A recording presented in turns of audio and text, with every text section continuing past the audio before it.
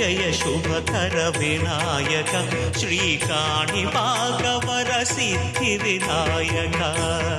నమస్కారం. ప్రేక్షకులందరికీ శుభోదయం. ఈనాటి శుభయోగం శీర్షికన శనివారం సందర్భంగా బ్రహ్మాండ పురాణాన్ని ప్రమాణంగా తీసుకుంటే బ్రహ్మదేవుడు నారద మహర్షితో పాటు సమస్త ఋషులకు తెలియజెప్పినటువంటి శని వజ్రపంజర కవచ స్తోత్ర వైభవం ఏంటో, శని వజ్రపంజర కవచ స్తోత్రాన్ని పఠిస్తే ఎటువంటి సత్ఫలితాలు కలుగుతాయో, ఈ శని వజ్రపంజర కవచ స్తోత్రంలో ఉన్నటువంటి అంతరార్థం ఏంటో పరిశీలిద్దాం. కలియుగంలో గ్రహచార పరంగా గోచార పరంగా శని భగవానుడు అనేక రకాలైనటువంటి అనారోగ్య సమస్యలను కలిగింపజేస్తూ ఉంటాడు. అన్ని రకాలైనటువంటి అనారోగ్య సమస్యల నుంచి బయటపడటానికి శరీరంలో ఉన్నటువంటి అవయవాలన్నిటికీ కూడా ఆరోగ్య ప్రాప్తిని కలిగింపజేయటానికి శని వజ్రపంజర కవచ స్తోత్రం విశేషంగా సహకరిస్తుంది. ఈ శని వజ్రపంజర కవచ స్తోత్రము బ్రహ్మదేవుడు నారద మహర్షితో పాటు అనేక ఋషులకు చెప్పేటప్పుడు ఎవరైతే ఈ స్తోత్రాన్ని పఠిస్తారో వాళ్ళకి శరీరంలో ఉన్నటువంటి అన్ని అవయవాలకు చైతన్యవంతంగా అయ్యి అనారోగ్య సమస్యలన్నీ తొలగిపోతాయని వివరించాడు. అంతటి మహిమాన్వితమైనటువంటి శక్తివంతమైనటువంటి బ్రహ్మదేవుడు నారదాది ఋషులకు చెప్పినటువంటి శని వజ్రపంజర కవచ స్తోత్రంలో ఉన్న అంతరార్థాన్ని మనం పరిశీలిస్తే మొట్టమొదట ఈ స్తోత్రము శని భగవానుడి ధ్యాన శ్లోకంతో ప్రారంభమవుతుంది. ఆ ధ్యాన శ్లోకం ఏంటంటే, నీలాంబరో నీలవపు కిరీటి గృధస్థిత అస్త్రకరో ధనుష్మాన్ చతుర్భుజ సూర్యసుత ప్రసన్న సదా మమ స్యాత్ వరద ప్రశాంత. ఇలా శని భగవానుడి ధ్యాన శ్లోకంతో ఈ స్తోత్రం ప్రారంభమవుతుంది. ఈ ధ్యాన శ్లోకంలో ఉన్న అర్థాన్ని మనం పరిశీలిస్తే, నీలాంబరో నీలవపు అంటూ శనేశ్వరుణ్ణి ప్రార్థిస్తున్నాం. నీలాంబరో అంటే నీలం రంగులో ఉన్నటువంటి వస్త్రాలు ధరించిన శనేశ్వరుడికి నమస్కారము. నీలవపు అంటే నీలం రంగు శరీరం కలిగినటువంటి శనేశ్వరుడికి నమస్కారం అని అర్థం. కిరీటి గృధ స్థిత అస్త్రకరో ధనుష్మాన్ అంటే శనేశ్వరుడు ఒక కిరీటాన్ని ధరించి ఉన్నాడు, అలాగే బాణాలను ధరించి ఉన్నాడు, ధనుస్సును ధరించి ఉన్నాడు, గ్రద్దను వాహనంగా కలిగి ఉన్నాడు అని ఈ ధ్యాన శ్లోకం తెలియజేస్తుంది. చతుర్భుజ సూర్యసుత ప్రసన్న సదా మమ స్యాత్ వరద ప్రశాంత అంటే అర్థం ఏంటంటే, 4 భుజాలతో ఉన్నటువంటి శనేశ్వరుడు సూర్యభగవానుడి కుమారుడు ప్రసన్నంగా ఉండి నన్ను అనుగ్రహించాలి అని ప్రార్థించడమే ఈ ధ్యాన శ్లోకంలో ఉన్న అంతరార్థం. ఇక శని వజ్రపంజర కవచ స్తోత్రంలో శరీరంలో ఉన్నటువంటి ఒక్కొక్క అవయవాన్ని శనేశ్వరుడు ఎలా కాపాడతాడో బ్రహ్మదేవుడు నారదాది ఋషులందరికీ వివరించాడు. స్తుతిని మనం పరిశీలిస్తే, ఓం శ్రీ శనైశ్చర పాతు ఫాలం మే సూర్యనందన నేత్రే ఛాయాత్మజ పాతు పాతు కర్ణౌ యమాగ్రజ. ఇది మొట్టమొదటి శ్లోకం. దీనిలో ఉన్న అర్థాన్ని మనం పరిశీలిస్తే, ఓం శ్రీ శనైశ్చర పాతు ఫాలం మే సూర్యనందన. సూర్యుడి కుమారుడైనటువంటి శనైశ్చరుడు నా ఫాల భాగాన్ని అంటే నా నుదుటి భాగాన్ని రక్షించుగాక. నుదుటి భాగానికి ఎలాంటి అనారోగ్య సమస్యలు లేకుండా శనైశ్చరుడు కాపాడుగాక అని అర్థం. నేత్రే ఛాయాత్మజ పాతు అంటే నా నేత్రాలను ఛాయాకుమారుడైనటువంటి శనేశ్వరుడు కాపాడుతూ నేత్ర సంబంధమైనటువంటి అనారోగ్య సమస్యలేవీ లేకుండా ఆయన అనుగ్రహాన్ని కలిగించుగాక అని అర్థం. పాతు కర్ణౌ యమాగ్రజ. యముని సోదరుడైనటువంటి శనేశ్వరుడు కర్ణములు అంటే నా చెవులను రక్షించుగాక. చెవులకు సంబంధించిన ఎలాంటి అనారోగ్య సమస్యలు లేకుండా శనేశ్వరుడు కాపాడుగాక అని అర్థం. ఆ తర్వాత శని వజ్రపంజర కవచ స్తోత్రంలో ఉన్నటువంటి 2వ శ్లోకాన్ని పరిశీలిస్తే, నాసాం వైవస్వత పాతు ముఖం మే భాస్కర సదా స్నిగ్ధ కంఠశ్చ మే కంఠం భుజౌ పాతు మహాభుజ. అంటే దీనిలో ఉన్న అర్థాన్ని పరిశీలిస్తే, నాసాం వైవస్వత పాతు, వివస్వంతుడు అంటే సూర్యుడు, వివస్వంతుడు అనే పేరున్నటువంటి సూర్యుడి కుమారుడు కాబట్టి శనేశ్వరుణ్ణి వైవస్వత అంటూ ఇక్కడ కీర్తిస్తున్నారు. నాసాం వైవస్వత పాతు, వైవస్వతుడు అని పిలువబడే శనేశ్వరుడు నా ముక్కును రక్షించుగాక. ముక్కుకు సంబంధించిన ఎలాంటి అనారోగ్య సమస్యలు లేకుండా నా ముక్కును కాపాడుగాక. ముఖం మే భాస్కర సదా అంటే ఎల్లప్పుడూ ప్రకాశంతో ఉండేవాడు కాబట్టి శనిని కూడా భాస్కరుడు అనే పేరుతో పిలుస్తారు. ఎల్లప్పుడూ ప్రకాశించేటటువంటి శనీశ్వరుడు నా ముఖాన్ని కాపాడుగాక, ముఖానికి ఎటువంటి ఆరోగ్య సమస్యలు లేకుండా శనీశ్వరుడు కాపాడుగాక అని అర్థం. స్నిగ్ధ కంఠశ్చమే కంఠం అంటే నా కంఠాన్ని చక్కటి కంఠం కలిగినటువంటి అందమైన కంఠం కలిగినటువంటి శనీశ్వరుడు కాపాడుగాక. నా కంఠానికి ఎటువంటి సమస్యలు లేకుండా శని భగవానుడు కంఠానికి సంబంధించిన గొంతుకు సంబంధించిన ఎలాంటి అనారోగ్య సమస్యలు లేకుండా ఎల్లవేళలా రక్షించుగాక. భుజౌ పాతు మహాభుజ అద్భుతమైన భుజ బలపరాక్రమం కలిగిన శనీశ్వరుడు నా భుజాలను ఎల్లవేళలా రక్షించుగాక. భుజాలకు ఎటువంటి అనారోగ్య సమస్యలు లేకుండా భుజాలను కాపాడుగాక అని ప్రార్థించడమే ఈ శ్లోకంలో ఉన్నటువంటి అంతరార్థం. ఇలా శని వజ్రపంజర కవచ స్తోత్రంలో ఒక్కొక్క శ్లోకంలో శరీరంలో ఉన్నటువంటి ఒక్కొక్క అవయవానికి సంబంధించినటువంటి శనీశ్వరుడు రక్షణ కల్పించే విధంగా ప్రార్థన ఉంటుంది. అర్థం తెలుసుకుంటూ శని వజ్రపంజర కవచ స్తోత్రాన్ని పఠించినట్లయితే శరీరంలో అన్ని రకాలైన అవయవాలు చైతన్యవంతమై ఆరోగ్య సమస్యల నుంచి సులభంగా బయటపడవచ్చు. రేపటి శుభయోగం శీర్షికన ఆదివారం సందర్భంగా సూర్యభగవానుడి విభూతి స్వరూపమైనటువంటి అగ్నిదేవుడి ఆరాధనలో ఉన్నటువంటి అంతరార్థం ఏంటో, అగ్ని ఆరాధన రహస్యాలేంటో పరిశీలిద్దాం. నమస్కారం.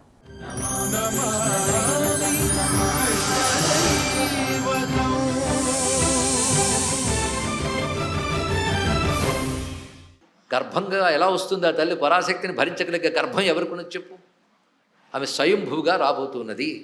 ఫలానా రోజున ఫలానా సమయంలో ఫలానా చోటుకు వస్తుంది, మీరు బయలుదేరి వెళ్ళండి అన్నారు. అప్పుడు వృషభానుడు, కీర్తిదేవి, పైగా వృషభానుడు కొంత గోగణానికి పాలకుడు, అంటే ఒక రాజు. ఆయన వృషభాను వరుడు అనేటటువంటి పదవైంది. అందుకే ఈ గణంతో సహా బయలుదేరాడు ఆయన. మంగళవాద్యములతో, అదేవిధంగా పవిత్రమైన వేద పండితులతో, శాస్త్ర పండితులతో వెళితే వాళ్ళ మంత్రములు చదువుతున్నారు. ఎక్కడికి వెళ్ళి అంటే నారదుడు చెప్పిన ప్రకారంగా ఒక సరస్సు తీరానికి వెళ్ళారు. ఆ సరస్సు రావల్ అనే ప్రాంతం. ఇతడున్నది వృషభానుపురం, దీన్ని బర్సానా అంటారండి. అక్కడ రాజు అయిన. అక్కడ నుంచి వీళ్ళు వెళ్ళింది రావల్ అనే ప్రాంతానికి. అక్కడ చెప్పిన తిథిలో ఆవిడ ప్రకటింపబడింది. ఎలాగంటే దాని నుంచి ఒక పద్మం వచ్చింది ఆ సరస్సు నుంచి. ఆ పద్మం మధ్యలో కన్య కనబడింది.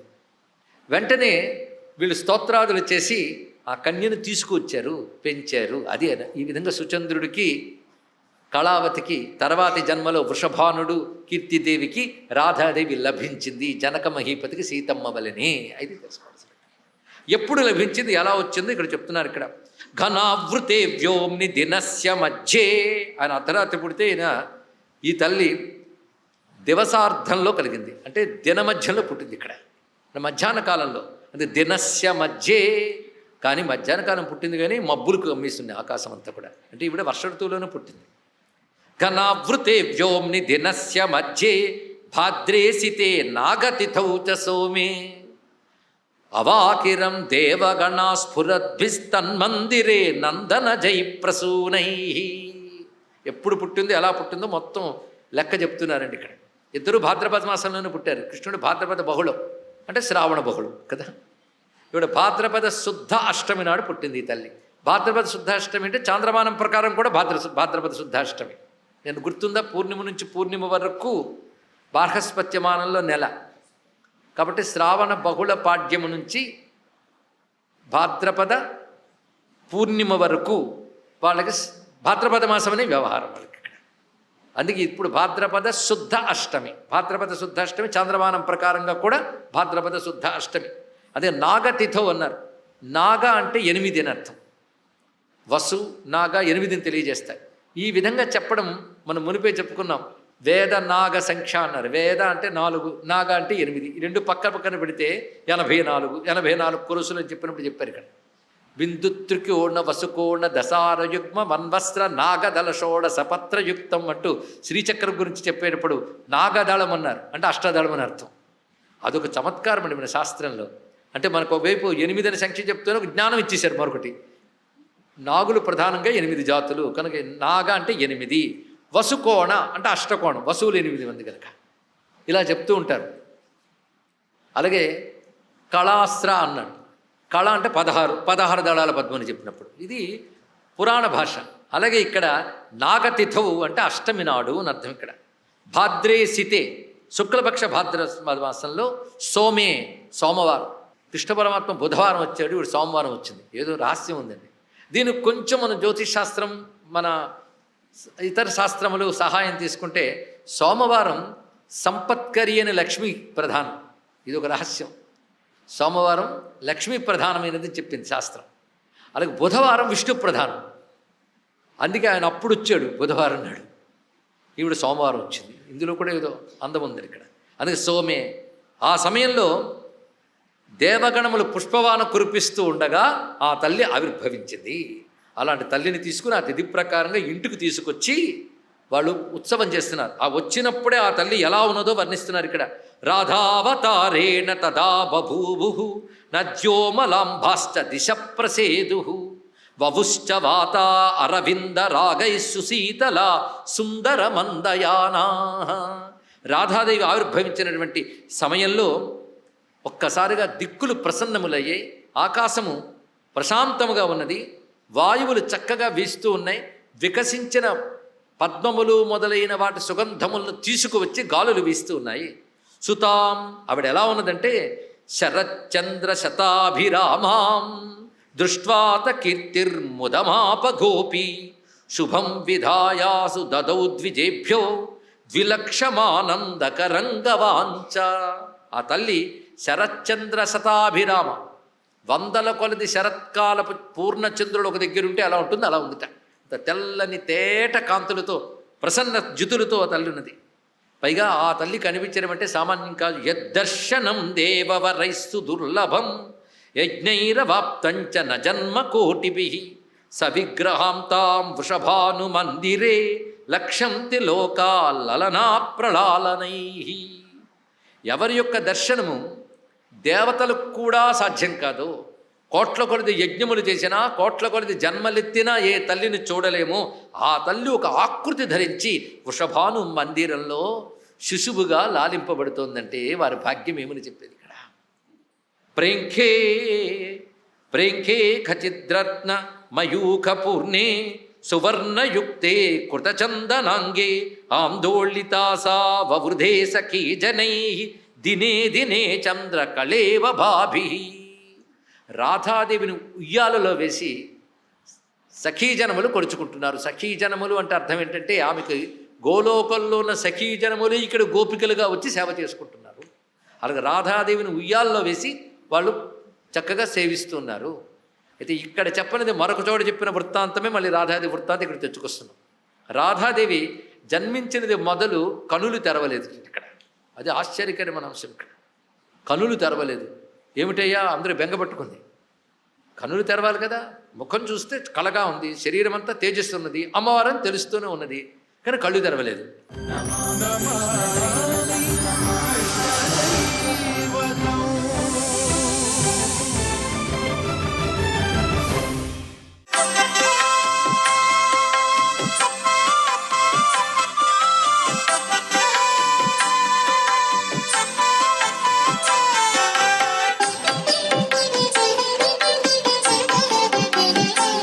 ఓం నమో నారాయణాయ, ఓం నమశివాయ, శ్రీమాత్రే నమః. శనివారం నాడు గౌరీ శంకరులను గనక దవనంతో పూజ చేసి ఆరాధన గనక చేసినట్లయితే కుటుంబ సంక్షేమం చాలా చక్కగా కలుగుతుందని శాస్త్రం. చైత్రశుద్ధ తది నాడు సౌభాగ్య గౌరీ వ్రతం ఆచరించేటువంటి విధి విధానం కూడా ఉంది. సౌభాగ్య గౌరీ వ్రతాన్ని ఎవరైతే ఆచరిస్తారో దక్షయజ్ఞం కథను కూడా చదువుకోవాల్సిన విధి విధానం కూడా ఉంది. అగ్నిలో ఆ యొక్క తల్లి తన శరీరాన్ని సమర్పించినటువంటి సతీదేవి మరుజన్మలో హిమవంతుని పుత్రిగా జన్మించి శివుణ్ణి భర్తగా పొందాలని తపస్సు చేసింది. ఆమె చేసినటువంటి తపస్సు చైత్రశుద్ధ తది నాడు ఫలించినట్టుగా పురాణాలు మనకు తెలియజేస్తున్నాయి. అందుచేతనే ఈరోజు చైత్రశుద్ధ తదియ నాడు గౌరీ శంకరుల యొక్క పూజను మనం నిర్వహించడం మంచిది. ఈనాడు సాయంత్రం వేళ శివడోలోత్సవాన్ని కూడా నిర్వహించడం వల్ల సంతానం లేనటువంటి వారికి సంతానం కూడా కలుగుతుందని శాస్త్రం. సర్వే జనా సుఖినో భవంతు.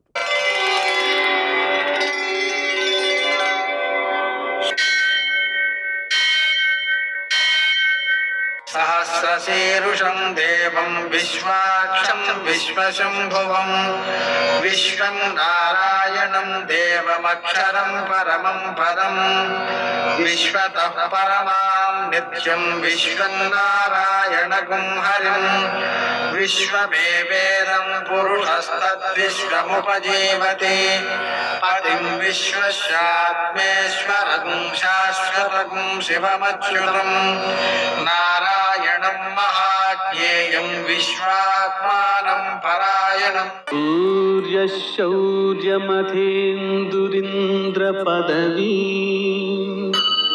సన్మంగళం మంగళం. పద్మావతి ప్రణయలాలిత ముగ్ధదేహ శ్రీ వెంకటేశ రుణమోచనమస్తు మహ్యం. నేటి కాలమాన విశేషాలను గమనిద్దాం. స్వస్తి శ్రీ చాంద్రమాన పరాభవనామ సంవత్సరం, ఉత్తరాయణం, వసంత ఋతువు, చైత్రమాసం, శుక్లపక్షం, శనివారం. సూర్యోదయం 6:07, సూర్యాస్తమయం 6:13. తిథి తదియ రాత్రి 11:57 వరకు, నక్షత్రం అశ్విని రాత్రి 12:35 వరకు, వర్జం రాత్రి 8:56 నుంచి 10:25 వరకు, దుర్ముహూర్తం ఉదయం 6:07 నుంచి 7:44 వరకు, అమృతకాలం సాయంకాలం 5:59 నుంచి 7:28 వరకు, రాహుకాలం శనివారం కాబట్టి ఉదయం 9 నుంచి 10:30 వరకు, అష్టకవర్గ రీత్యా శుభప్రదమైన సమయం ఉదయం 11 గంటలకి. నేటి విశేషం శనివారం, నవరాత్రులలో తృతీయ శుభదివసం.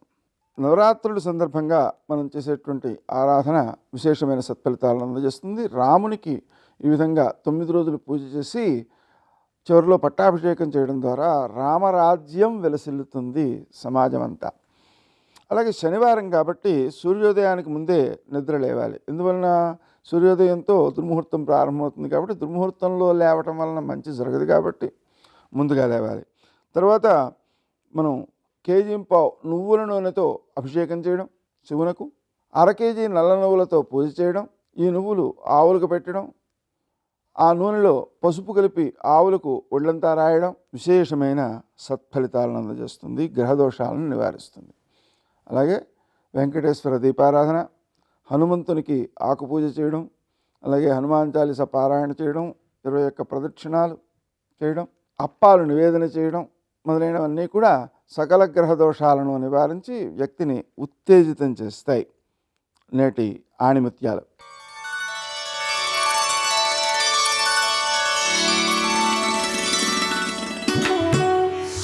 అన్ని పనులకి మూలం మంచి ఆలోచన.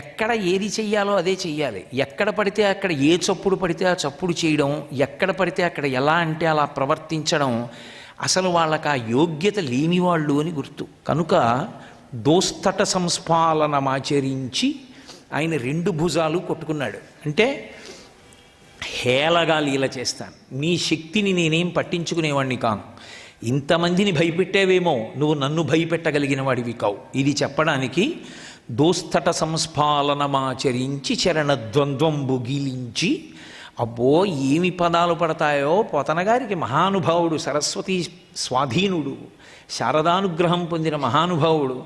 చరణద్వంద్వంబు గీలించి ఆ 2 పాదాలు బాగా తొక్కిపెట్టి తత్కుట శాఖాగ్రమ మీద నుండి ఉరికెన్. దూకేటటువంటి వాడు ఒక్కసారి కొమ్మ మించి దేవుణ్ణి తలుచుకుంటూ దూకేశాడు అనుకోండి, వాడి శరీరం విడిచిపెట్టేయడానికి దూకేస్తున్నాడని గుర్తు. మంచి ఉత్సాహంతో దూకుతున్నటువంటి వాడు ఆ కొమ్మని బాగా ఊపి ఊపి ఊపి ఒక్కసారి దూకాడు అనుకోండి, వాడు ఏ ఈతో కొట్టడానికి సంతోషంతో దూకుతున్నాడని గుర్తు. అందుకని తత్కుటశాఖాగ్రము మీద నుండి ఉరికెన్ గోపాల సింహంబు. సింహంబు అన్న మాటలోనే తెలుస్తుంది ఇక ఆ శౌర్యమునకు ఎదురు లేదు. దాని ముందు ఇక ఏ ప్రాణి నిలబడగలిగినటువంటి సమర్థత ఉండదు. సింహానికి ఆ లక్షణం ఉంటుంది, దాని వాసన చాలు, దాని వెంట్రుకల్లోంచి వచ్చే వాసనకి పారిపోతాయి జంతువులు. కాబట్టి గోపాల సింహంబు అండంలోనే కాళీయుడు అణిగిపోతాడు అని గుర్తు. తత్కుటశాఖాగ్రమ మీద నుండి ఉరికెన్ గోపాల సింహంబు దిక్తటముల్ మ్రోయ హృదంబులో గుబగుబద్వానంబనూనంబుగన్. ఆ సరస్సులో గుబగుబ నీళ్లు పైకొచ్చేటట్టుగా దిక్కులన్నిటికీ కూడా ధ్వని వినపడేటట్టుగా దూకి ఆ ఈత కొడుతూ జలక్రీడలు ఆడుతున్నాడు. ఆడుతుంటే చూశాడు, లోపల కాళీయుడు పడుకునున్నాడు, కాళీయుని భార్యలున్నారు, కాళీయుని బిడ్డలున్నారు. ముందు అహంకార స్పర్శ అని ఒకటి ఉంటుంది. ఆ అహంకార స్పర్శ అన్నిటికన్నా ప్రమాదహేతు.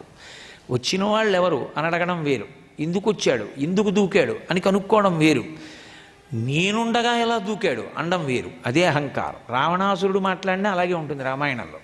అందుకని నేను ఇక్కడ ఉన్నానని తెలిసి కూడా ఎవడు వచ్చి దూకినవాడు అని ఆయన ఒక్కసారి 101 పడగలు కాళీయుడికి 101 పడగలతో పైకి లేచాడు. ఆడుకుంటున్నాడు కృష్ణుడు ఆ నీళ్లలో. ఆయన బ్రతికించినటువంటి గోపాల బాలురే యమునా నది ఒడ్డున నిలబడి చూస్తున్నారు. వాళ్ళకి ఇందులో మనం దూకితే చచ్చిపోయాం, కృష్ణుడు బతికించాడని వాళ్ళకి తెలియదు. కృష్ణుడు ఆడుతున్నాడు, వాళ్ళు చూస్తున్నారు, వాళ్ళకి సంతోషం. ఏమండి, జలక్రీడలకు ఒక లక్షణం ఉంటుంది. సాధారణంగా పిల్లల విషయంలో మీరు చూశారో లేదో, ఒకడు దూకాడు అనుకోండి, మిగిలిన వాళ్ళు అందరూ దూకుతారు. మరి మిగిలిన వాళ్ళు దూకరా? మరి వాళ్ళకి దూకాలని బుద్ధి పుట్టాలిగా. మరి వాళ్ళు ఎందుకు దూకలా? వాళ్ళంత బుద్ధిగా ఒడ్డుని ఎందుకున్నారు? చచ్చి బతికామని తెలియనప్పుడు వాళ్ళు ఒడ్డుని ఎందుకున్నారు? కృష్ణుడు ఒక్కడే ఆడుతుంటే వాళ్ళు చూస్తూ ఎందుకు కూర్చున్నారు? అంటే ఒక్కటి జ్ఞాపకం పెట్టుకోండి, భగవత్ శక్తి యొక్క ప్రధాన లక్షణం ఏమి అంటే బుద్ధి ప్రచోదనము. అందుకే మీరు ఏ పూజ చేశారన్న దాంతో సంబంధం ఉండదు. చిట్ట చివర లఘుగాయత్రి చెప్పినప్పుడు అడిగేది ఏది అంటే ప్రచోదయాత్. అప్పటి కృష్ణుడితో పాటు దూకితే ప్రమాదం. అందుకని కృష్ణుడు దూకితే మనం దూకక్కర్లేదు, ఆయన ఆడుతుంటే మనం చూద్దామని వాళ్ళకి బుద్ధి పుట్టేట్టు చేసినవాడు ఆయనే అని గుర్తు. అందుకు దూకరు. కాబట్టి పిల్లలు అలా ఉన్నారు, ఆయన లోపలికి దూకాడు. లోపలికి దూకి ఆడుతున్నాడు. చూశాడు కాళీయుడు. 101 పడగలు విప్పి కాట్లు వేశాడు. కాట్లు వేసి తన శరీరంతో చుట్టేశాడు. పాముకో లక్షణం ఉంటుంది, మీరు ఎప్పుడైనా చూశారో లేదో నాకు తెలియదు. పాము శత్రుప్రాణి యొక్క శరీరాన్ని తన శరీరంతో చుట్టేస్తుంది. చుట్టి కాలు చెయ్యి కదలకుండా పీడిస్తుంది నొక్కి. అలా చుట్టేశాడు ఆయన శరీరాన్ని అంతటిని. చిన్నవాడండి కృష్ణుడు, అప్పటికి రూపం అంతే. చుట్టేసి కాట్లు వేశాడు. ఆయన వెలవెలపోయినటువంటి శరీరాన్ని పొందినవాడై ఆ పాము యొక్క కట్ల మధ్యలో ఇరికిపోయి తనని తాను ఆ కాళీయుని శరీరము నుంచి విడుదల చేసుకోని శక్తిహీనుడిగా కనపడుతూ నీటి మీద తేలిపోయాడు. తేలిపోతే ఇప్పుడు ఈ ఒడ్డున నిలబడిన పిల్లలందరూ పెద్ద గగ్గోలు చేశారు. అయ్య బాబోయ్, కృష్ణుడికి ఆపదొచ్చింది, కృష్ణుడంటే ఏదైనా చేస్తాడని వాళ్ళ నమ్మకం. కృష్ణుణ్ణి పాము చుట్టేసింది, కృష్ణుణ్ణి పాము కరిచేసింది. వీళ్ళు అరుస్తూ పరిగెత్తుకుంటూ వెళ్ళి ఆ గోపకాంతలకి చెప్పారు. ఆ గబగబా యశోద బయలుదేరింది, గోపకాంతలు బయలుదేరు, గోపాల బాలురు బయలుదేరారు, అందరూ వచ్చారు. వచ్చి చూశారు, అంత పెద్ద పాము చుట్టేసి ఉంది కాట్లు వేస్తూ. చూస్తాడు కృష్ణుడు, నేను కావాలన్నవాడు ఉన్నాడా, అక్కర్లేదులే అనేవాడు ఉన్నాడా అని చూస్తాడు. ఈశ్వరుడి యందు ఉండేటటువంటి లక్షణం ఏంటంటే, ఆయన కావాలి అని అడిగేవాడు ఎవరైనా ఒకడుంటే, ఒక అడుగు ముందుకు ఎవడైనా వేసేవాడు ఉంటే ఆయన పరుగు పరుగునొచ్చి కౌగిలించుకుంటాడు. పుట్టినే నోటితో అని లోపల ఆ భావన ఏం లేదనుకోండి, ఆయన కూడా అంతే నిర్లిప్తంగా ఉంటాడు. ఆయన ఒక పరీక్ష చేసి చూశాడు, వీళ్ళకి నేను ఎంత కావాలి అసలని చూశాడు. చూసావా ఈ బాబా ఇప్పుడు అక్కడి నుంచి దూకి ఒడ్డుకు వచ్చిందంటే లేనిపోయిన కూడా దూరంగా పోతానండి అంటారా అని చూశాడు. వాళ్ళు వచ్చన్నారు, పన్నగము మమ్ము కరవక నిన్నీటికి కరచి కుర్రా, నిమ్మి కలిగి నీవుండిన మము రక్షింతువు, నిన్ను రక్షింపమేము నేరము తండ్రి అన్నారు. అయ్యయ్యో పాము నిన్నెందుకు కరిచింది, ఆ పాము మమ్మల్ని కరిచేస్తే గొడవ వదిలిపోను, మేము చచ్చిపోయినా నువ్వు బతికిస్తావు, నీకు ఆపదొస్తే మేము బతికించలే. మాటలో మర్యాద అని ఒకటి ఉంటుంది. మర్యాదానాంచలోకస్య కర్త కారయితాచ సహా అంటాడు రామాయణంలో స్వామి హనుమ రామచంద్రమూర్తి గురించి మాట్లాడుతూ. వాక్కునందు మర్యాద, ప్రవర్తన యందు మర్యాద. అందుకే పన్నగము మమ్ము కరవక నిన్నీటికి కొరచె కుర్ర నిమ్మి కలిగి నీవుండిన మమ్మున్ రక్షింతువు నిన్నున్ రక్షింపమేము నేరము తండ్రి. నాయనా నువ్వు కులాసాగా ఉంటే మమ్మల్ని అందరినీ రక్షిస్తావు, నీకే ఆపదొస్తే మమ్మల్ని రక్షించేవాడెవరు? మేము ఉండి లేనట్టే.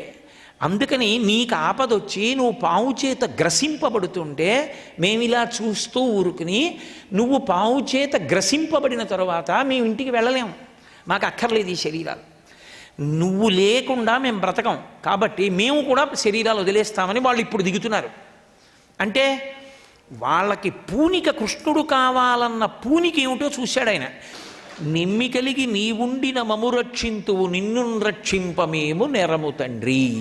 మేము నిన్నెక్కడ రక్షించుకోగలం, కాబట్టి మేము కూడా శరీరాన్ని వదిలిపెట్టేస్తాం అని వాళ్ళందరూ యములలో దిగిపోతున్నారు. వీళ్ళకి నేను కావాలి అని తనని తాను దక్కించుకుంటాడు తప్పించి ఈశ్వరుణ్ణి మనం దక్కించుకోం. ఈశ్వరుడు మనకి దక్కుతాడు, ఇది తేడా. ఏదో నేను ఇది దక్కించుకున్నానండి అంటే అర్థం ఉంది. ఈశ్వరుణ్ణి దక్కించుకోవడం నా చేతిలో ఉండదు, ఈశ్వరుడు నాకు దక్కుతాడు, అది ఆయన చేతిలో ఉంటుంది తప్పించి ఆయన నాకు దక్కేవాడు కాడు. అందుకే దేవీ శృతిం భగవతీం ప్రథమే పుమాంస తత్సద్గనౌఘ మణికోశ గృహం గృణంతి తద్వారపాటన పటూని చసితిహాస సంతర్కన స్మృతిపురాణి పురస్సరాణి అంటారు పరాశర భట్టలు శ్రీగుణరత్న కోశం. అమ్మవారిని దర్శనం చేయడం మన చేతిలో ఉండదు, అమ్మవారు దర్శనం ఇవ్వడం ఆవిడ చేతిలో ఉంటుంది. సర్వం శ్రీ ఉమామహేశ్వర పరబ్రహ్మార్పణమస్తు. స్వస్తి.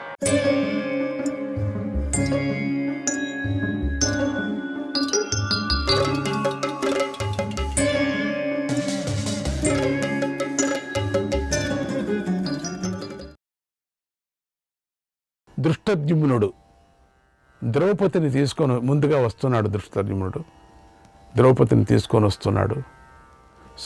స్వయంవర మంటపం మధ్యలో నిలబడి ఒక్క రౌండ్ అట్లా వేసింది, మధ్యలో నిలబడి గంభీరంగా స్పష్టంగా అందరికీ అర్థమయ్యేలాగా దృష్టద్యుమ్నుడు ఇలా చెప్పాడు.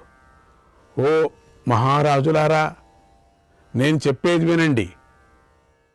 ఇదిగో లక్ష్యం, ఇదిగో ధనస్సు, ఇవిగో పదనైన 5 బాణాలు, పైన ఒక యంత్రం ఏర్పాటు చేయబడి ఉంది, దానిలో లక్ష్యాన్ని గురి చూసి కొట్టాలి అన్నాడు. అంతవరకు ఎవరికీ తెలీదు. ఈ అనౌన్స్మెంట్ వింటూనే కొంతమంది ఇట్లా చాచారు కదండి, ఇట్లా పోయాయి లోపలికి వెళ్ళిపోయాయి. లోపల పొంగనూరు ఒక పిల్లి అంటారు దాన్ని, ఆ పొంగనూరు పిల్లి పెట్టుకుంటుంది లోపలికి, ఇట్లా పెట్టుకుంటుంది. ఇంత పొడవు వచ్చినటువంటి వాళ్ళ యొక్క మెడకాయి ఎక్కడ వెళ్ళి పొంగనూరు పిల్లిలాగా అయిపోయారు. ఏంటి వీళ్ళందరూ కూడా ఇద్దో ఇక్కడ కనపడుతుంది లక్ష్యం, ఎట్లా పూర్తిగా చూడండి అయ్యా, చూడండి, ఇదిగో చెప్తున్నాను, ఇదిగో మహారాజులారా ఇంకో పారి వినండి. నిశ్శబ్దంగా ఉంది, అసలు ఎవరు మాట్లాడినా వినపడుతుంది. అందుకని గట్టిగా దృష్టద్యుమ్నుడు చెప్పాడు, ఇదిగో ధనస్సు అన్నాడు. పెద్ద ధనస్సు. అసలు ఎవరైనా మహారాజులు వెళ్ళి నిల్చుంటే దాంట్లో ఇంత నిల్చుంటారు అంతే. ఇదిగో ధనస్సు, ఇవిగో పదునైన 5 బాణాలు. ఆ బాణాలు కూడా కష్టం, ఎత్తటమే కష్టం. 5 బాణాలు చూడండి, పైన ఒక యంత్రం. అప్పుడు చూశారు, పైన యంత్రం చూడనే లేదు ఎవరు కూడా. అందరి దృష్టి పైకి వెళ్ళిపోయింది. దానిలోని లక్ష్యం ఉంది కదా, దానిలో లక్ష్యాన్ని గురి చూసి కింద చూసి గురి చూసి కొట్టాలి పైకి. ఏతన్ మహత్కర్మ కరోతి యో వై కులేన రూపేణ బలేన యుక్తః కులేన రూపేణ బలేన యుక్తః. తస్యాద్య భార్య భగినీ మమేయం కృష్ణా భవిత్రీ నమృషా బ్రవీమి. కృష్ణా భవిత్రీ నమృషా బ్రవీమి. ఈ గొప్ప పనిని ఎవడు చేస్తాడు? ఆ ఉత్తమ వంశీయుడు, రూపం గలవాడు, బలం గలవాడైనటువంటి ఆ వ్యక్తికి నా చెల్లెలు అయిన ద్రౌపదిని ధర్మపత్ని అవుతుంది ద్రౌపది, ఇది సత్యం అన్నాడు. తర్వాత ధృష్టద్యుమ్నుడు ద్రౌపదికి అక్కడ ఉన్నటువంటి ఆయా రాజుల యొక్క పేర్లు చెప్పాడు. పెద్ద పేరు చెప్పాడు పట్టి. వారి గొప్పదనాలను కూడా చెప్పాడు, వారి బలాబలం గురించి కూడా చెప్పాడు. అందరూ తట్టుకుంటున్నారు, కానీ మనసులో మాత్రం అది కష్టంగా ఉంది. ఓం శ్రీకృష్ణాయ పరమాత్మనే నమః. ధృష్టద్యుమ్నుడు తన చెల్లెలైన ద్రౌపదికి స్వయంవరానికి వచ్చినటువంటి రాజుల వివరాలను ఇలా చెప్పాడు.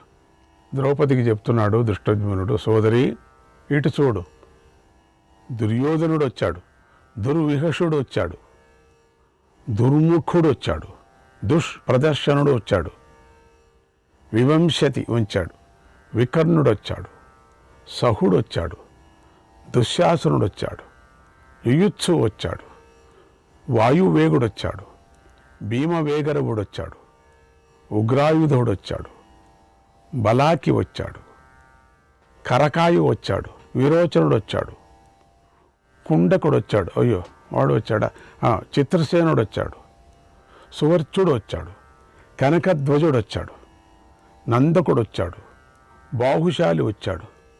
ఇది చెప్తూ ఉంటే ఇంక చాలా ఉన్నాయండి. తుహుండు వచ్చాడు, వికటుడు వచ్చాడు. ఇలా ఎంతోమంది ధృతరాష్ట్ర కుమారులు వచ్చారు. అంతా దానించనే ప్రారంభమవుతుంది. కానీ దానించి ప్రారంభమయ్యే వాళ్ళు దండిగా ఉన్నారు కదా. కానీ ఇక్కడ ఎందుకు పెట్టుకున్నారో దా దూ దూ దూ దూ దూ దూ దూనే పెట్టుకున్నారు. ఇక్కడ అందరూ కూడా ధ్రువు కూడా పెట్టుకోలే. దూ దూ దూ దూ దూ దూ దూ అందరూ దూలే.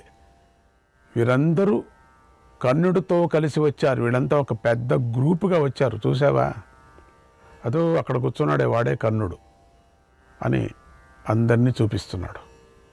వేరే కాదు, నీ కోసం అగోగోగోగో ఆ కుంటి శకుని వచ్చాడు చూడు, కొంచెం కుంటుతున్నాడు.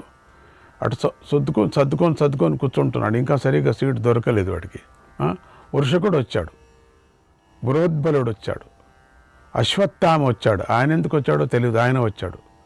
భోజుడు వచ్చాడు, బృహవంతుడు వచ్చాడు, మణివంతుడు వచ్చాడు, దండధారుడు వచ్చాడు, సహదేవుడు వచ్చాడు, జయచ్ఛేనుడు వచ్చాడు, మేఘసంధి వచ్చాడు, తన కుమారుడైన శంకుడు, ఉత్తరులతో కలిసి విరాట్ రాజు కూడా వచ్చాడు ఇక్కడికి.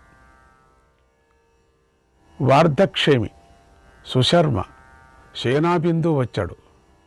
కుమారుడైనటువంటి సువర్చిసుడితో కలిసి సుకేతు వచ్చాడు, సుచిత్రుడు వచ్చాడు, సుకుమారుడు వచ్చాడు, ఉరుకుడు వచ్చాడు, సత్యధృతి వచ్చాడు, సూర్యధ్వజుడు వచ్చాడు, రోచమనుడు చూడు, నీలుడు, చిత్రాయుధుడు, దండుడు, పౌండ్రక వాసుదేవుడు, భగదత్తుడు, కళింగ తామ్ర లిప్తుడు, పత్తనాధిపతి వచ్చారు. అగ్ని నుంచి పుట్టాడు కాబట్టే ద్రౌపది అన్నగారు వీళ్ళ పేర్లన్నీ చెప్పుకొచ్చాడు. లేకపోతే మనుషులంటే చెప్పేవాళ్ళు కాదు, పట్టి పెట్టుకోవాలి. నేను పట్టి అక్కర్లేదు కదా, మహా మేధావి కదా. రుక్మాంగద వచ్చాడు. రుక్మర రథుల్లో కలిసి మద్రరాజు శల్యుడు, భూరిశ్రవసుడు, శలుడు అనేటువంటి ముగ్గురు పుత్రులతో కలిసి సోమదత్తుడు, కాంబోజరాజ సుదక్షిణుడు, అసలు తాతగారు కొడుకులు కూడా వచ్చారు. వీళ్ళందరికీ నీ మీద చూడు ఎంత ఆశ అని చాలామంది వచ్చారు. వచ్చో స్వయంవరం అంటే అందరూ వచ్చేసేదేనా? కోడి, పిల్ల, పిసుకు, పిటుకు అన్నీ వచ్చారే. అయ్యో అయ్యో అయ్యో అయ్యో అయ్యో. పూర్వంశీయుడైనటువంటి దృఢధను ఎక్కడెక్కడో ఆడి దృఢధనుడు వచ్చాడు. అయ్యప్ప నీకోసరం వచ్చారు వీళ్ళందరూ కూడా. బృహద్బలుడు, సుషేణుడు, ఔసీనర దేశీయుడైనటువంటి శిబి, కారుషాధిపతి వచ్చారు, ఎక్కడెక్కడి నుంచో వచ్చారు. ఇక ఇటువైపు చూడు, సంకర్షణుడు అంటే బలరాముడు, వాసుదేవుడు, వీళ్ళందరూ కూడా, వీళ్ళందరికీ వేరే ఏర్పాటు చేశాం తెల్ల ఆసనాలు. అంటే వీళ్ళందరూ కూడా బంధుత్వంతో చూడటానికి వచ్చిన వాళ్ళు, వీళ్ళెవరూ కూడా ఎక్కువ పెట్టడానికి రాలేదు, విల్లు ఎక్కువ పెట్టడానికి. ఈ లైన్లో కూర్చున్నారు చూడు. అందుకని ఇప్పుడు ఇటువైపు చూపిస్తున్నాడు. సంకర్షణుడు అంటే బలరాముడు వచ్చాడు చూడు. వాసుదేవుడు అంటే శ్రీకృష్ణుడు వచ్చాడు చూడు. రుక్మిణీపుత్రుడు మెల్లకు చూసింది, అప్పుడు మాత్రం అంతవరకు చూడలేదు ఎవరిని కూడా. ప్రద్యుమ్నుడు వచ్చాడు చూడు, శ్రీకృష్ణుడు కొడుకు. సాంబుడు, చారుదేష్ణుడు, అనిరుద్ధుడు, వీళ్ళందరూ వేరే ఆసనాల్లో కూర్చున్నారు, తెల్ల ఆసనాలు. వాళ్ళంతా బంధువుల్లాగా చూడటానికి వచ్చారు. అక్రూరుడు వచ్చాడు, సాత్యకి, ఉద్ధవుడు వచ్చారు, కృతవర్మ, పృథువు, విప్రతువు, విదూరథుడు, కంగుడు, గవేషణుడితో కూడినటువంటి శంకుడు, ఆశావహుడు, వీళ్ళందరూ వచ్చారు. వీళ్ళంతా చూడటానికి వచ్చాడు. శమీకుడు, సారమేజయుడు, వాతపతి, జిల్లి, పిండారకుడు, ఉసీనరుడు, విక్రాంతుడు కూడా వీళ్ళ వచ్చాడు. చూసా వీళ్ళందరూ కూడా. పిండుడు కూడా వచ్చాడట. వీరందరూ వృష్టి వంశంలో పుట్టిన వీరులు వీళ్ళంతా కూడా. ఇక ఇటు చూడు, కొంచెం ఆశ, భగంధుడు, బృహక్షత్రుడు, జయద్రథుడు, వీళ్ళంతా ట్రయల్కి వచ్చారు వీళ్ళని చూస్తామని. బృహద్రథుడు, బాహ్లీకుడు, శృతాయువు, ఉలూకుడు, చిత్రాంగద, శుభాంగాంధులు, వీళ్ళంతా వచ్చారు. అక్కడ చూడు, కొంచెం ఇటువైపు చూడు, వత్సరాజు, కోసలాధిపతి, శిశుపాలుడు వచ్చాడు. వీడు కొంచెం చాలా చూడు, ఆ శిశుపాలుడు అటు ఇటు ఇద్దరు ఉన్నారు చూడు, ఒక చిన్న పిల్లలు. వాళ్ళు ఏం చేస్తున్నారో తెలుసా? మీసాలు దూవుతున్నారు చూడు, సరిగ్గా చూడు, మీసాలు దూవుతున్నారు. ఆ శిశుపాలుడు మీసాలు అంత పెద్దగా ఉన్నాయి చూడు, దూవుతున్నారు చూడు. అదే పని వాళ్ళకి, దూవటమే పని. శిశుపాలుడు వచ్చాడు. జరాసంధుడు, అటు చూడు, జరాసంధుడు చూడాలనుకుంటుంటూ చిన్నప్పుడు చూడు జరాసంధుడు చూడు. ఆ జరాసంధుడు ఎట్లా వచ్చాడు? వాడికి 3 సీట్లు వేశారు చూడు. అయ్యో 3 సీట్ల మీద కూర్చున్నాడు. వాడికి ఒకరు విసురుతున్నారు, ఒకడు పానీయాలు అందిస్తున్నాడు. హాయిగా వాడు పడుకున్నారో చూస్తున్నాడో తెలియదు, కానీ జరాసంధుడు వచ్చాడు. వీరే కాదు, మరెందరో ప్రసిద్ధులైనటువంటి మహారాజులు నీ కోసం వచ్చారు, ఈ విందు చూడటానికి వచ్చారు. సాధ్యమైతే విల్లు ఎక్కుపెట్టడానికి కూడా వచ్చారు. వీరు లక్ష్యాన్ని ఛేదించి నిన్ను వరించాలని వచ్చారు వీళ్ళంతా కూడా. అయితే ఎవడు ఈ లక్ష్యాన్ని ఛేదిస్తాడో, ఎవడు ఛేదిస్తున్నాడో వాడి మెడలోనే నువ్వు వరమాల వేసేదువుగాక అన్నాడు దృష్టద్యుమ్నుడు. అని అన్నాడు. వరమాలు ఎవరికి వేస్తావు అని. శ్రీకృష్ణాయ పరమాత్మనే నమః. స్వయంవర మంటపంలో నవయువక రాజులు వివిధ రత్నాభరణాలను ధరించున్నారు అందరూ కూడా. ఆ రత్నాభరణాలు ధరించిన వాళ్ళు, అటువైపు ఇటువైపు పరిచారకులు ధరించినటువంటి రత్నాలకు పాలిష్ చేస్తున్నారట, అంటే తుడుస్తున్నారట.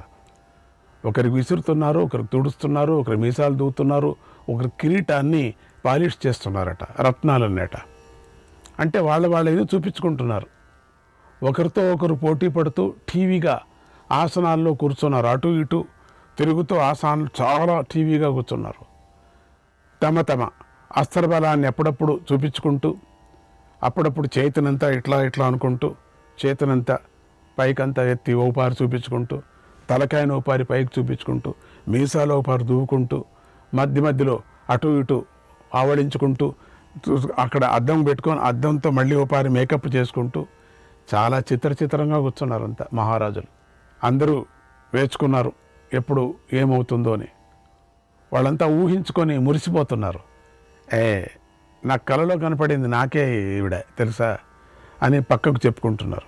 అవునా, నీకు కలలో కనపడిందా? ఇష్టం వచ్చినట్టు మాట్లాడుకుంటున్నారు. నాకే అని మీసాలు తిప్పుకుంటున్నారు. చెప్పాను కదా ముందుగానే, అక్కడే వాడిదే మీసాలు అనుకున్నాను, శిశుపాలుడిది. వీళ్ళు కూడా మిగతా వాళ్ళంతా మీసాలు తిప్పుకుంటున్నారు. మీసాలకి రంగు పూసుకుంటున్నారు ఒక్కొక్కరు. అప్పుడప్పుడు మధ్యలో మీసాలకు ఆయిల్ పట్టిస్తున్నారు ఒక్కొక్కరు, నల్ల మీసాలు ఒక్కొక్కడికి.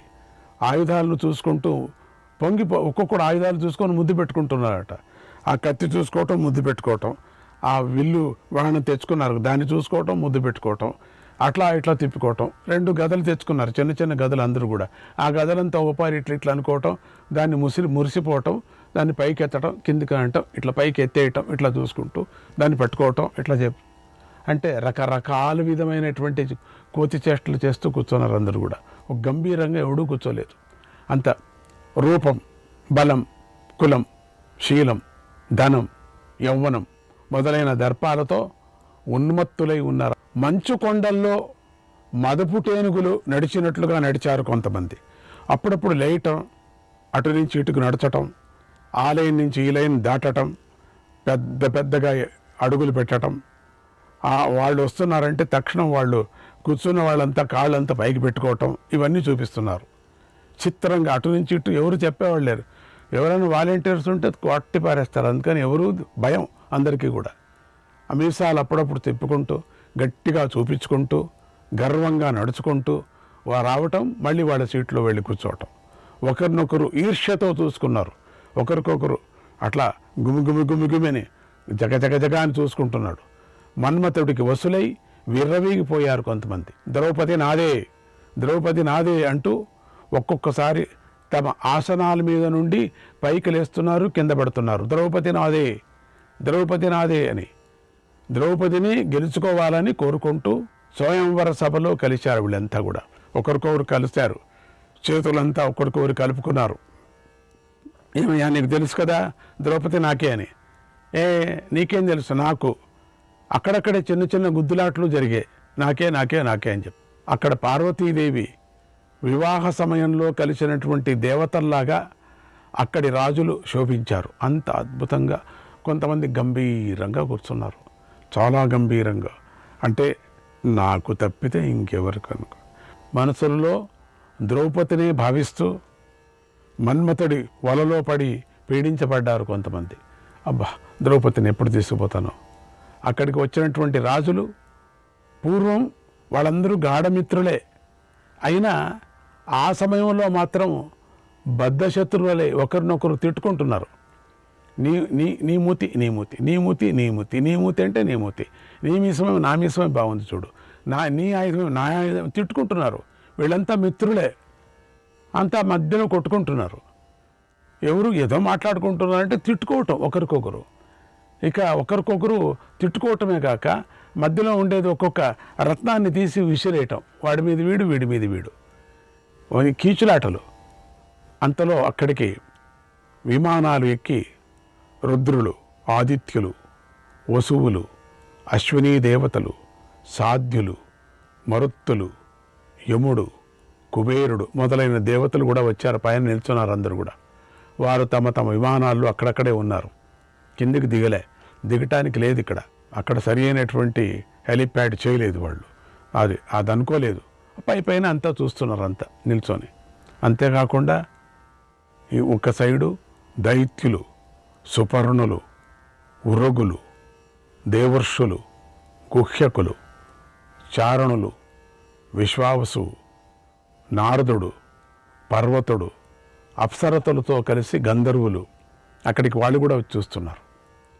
బలరాముడు, వృష్టివీరులు, అందకవీరులు, యదువీరులు అంతా శ్రీకృష్ణుడి ఆజ్ఞ మేరకు నిశ్శబ్దంగా వాళ్ళు గంభీరంగా ఉన్నారు.